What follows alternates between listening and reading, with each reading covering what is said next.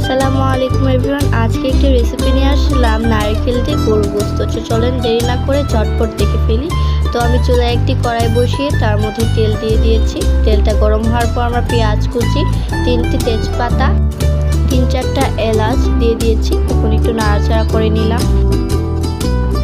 তারপর এখানে আমি 1 চা চামচ রসুন বাটা, 1 চা চামচ আদা বাটা, 1 চা চামচ জিরা বাটা দিয়ে দিব। তো এখন আমরা আবার নেড়েচেড়ে নেব। তো নাড়া হয়ে গেলে এখানে দেব 1 চা চামচ মরিচের গুঁড়া, 1 চা চামচ হলুদের গুঁড়া, 1 চা চামচ লবণ। এখানে আপনারা লবণ বাড়িয়েও নিতে পারেন বা কমিয়েও নিতে পারেন। তো এখানে আমি 1 কাপ পানি দিয়ে মশলাটাকে কষিয়ে নেব।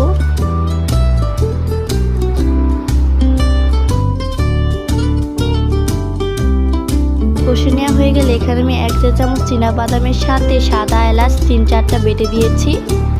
তো আবার আমরা ভালো করে নেড়ে নেব।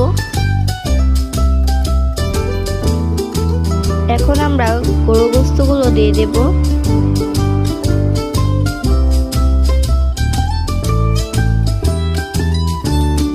তো এখন আমরা ভালো করে নেড়ে নেব।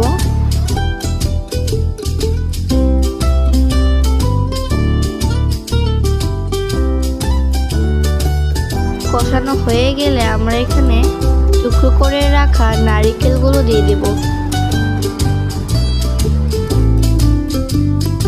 তো এখন আবার ভালো করে কষিয়ে নেব।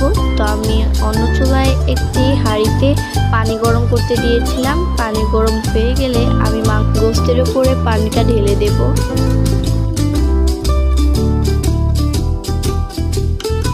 তো আবার ভালো করে নেড়ে চেড়ে নেব। তো গরুর গোশত কমপ্লিট হয়েছে, আমি একটু পরিবেশন করে দেখাচ্ছি। তো আমি একটু এখন খেয়ে দেখাবো। তো নারকেল কিন্তু অনেক সফট হয়েছে আর মাংসটাও কিন্তু অনেক সফট হয়েছে। আপনাদের কাছে এই রেসিপিটি কেমন লাগলো প্লিজ কমেন্ট করে জানাবেন। আজকের জন্য এতটুকুই। আল্লাহ হাফেজ।